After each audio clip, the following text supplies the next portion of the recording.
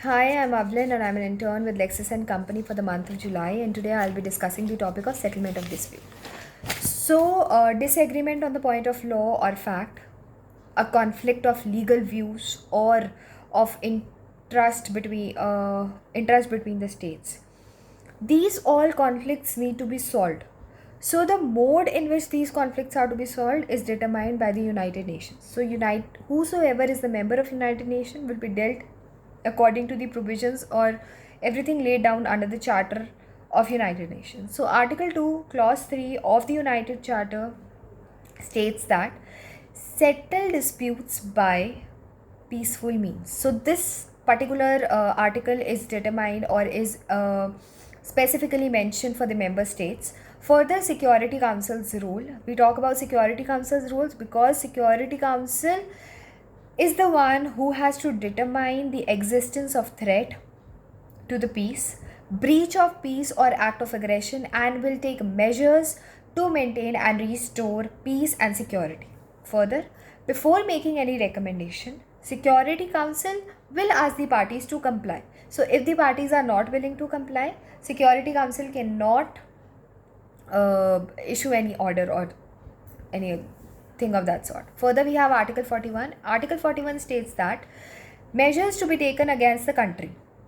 So, what measures are to be taken? So, will interruption of economic relations, interruption of rail, sea, air, postal, telegraphic, radio, or other means of communication, and all the diplomatic relations will be served from that country. Further, Article 42 states that if Article 41 did not work, then take any measure using sea, air, or land forces as it seems adequate for the maintenance of peace and security. Then we have Article 43. Article 43 states that member of the United Nation undertake to make available to Security Council armed forces, assistance and facilities, including rights of passage. So for this, a special agreement is enacted between them.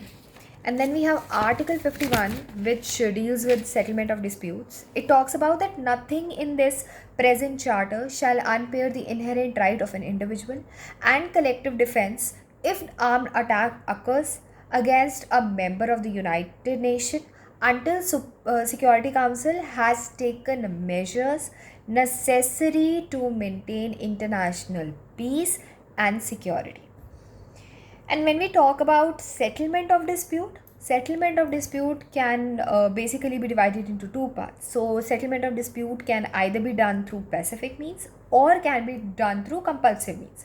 So, the chapter of the charter which deals with the pacific means is chapter 6, whereas the chapter which deals with compulsive means is chapter 7.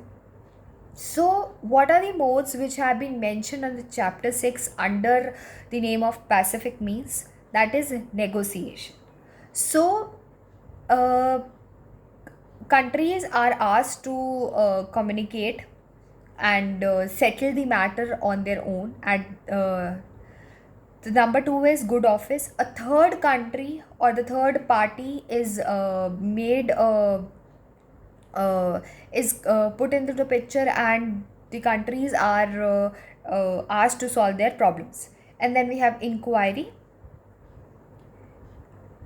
If both the countries states different facts, then a committee is appointed to decide whether of whose facts are correct and whose not. And then we have mediation. Mediation has no binding decision, but only that the countries can come together and just have a conversation and take out whatever the problems are. And then we have conciliation, arbitration, and then we have ICJ. So, International Court of Justice, you can go to the International Court of Justice and the decision can be passed by the court. We have further more pacific means, which are registered agencies or authorities or any other mean as prescribed by Security Council. And then if we talk about compulsive means which have been given under chapter 7 of the UN Charter, that are complaints, retrosion, reprisal, hostile, embargo, blockage, intervention, or through war. So this was all about settlement of dispute. Thank you.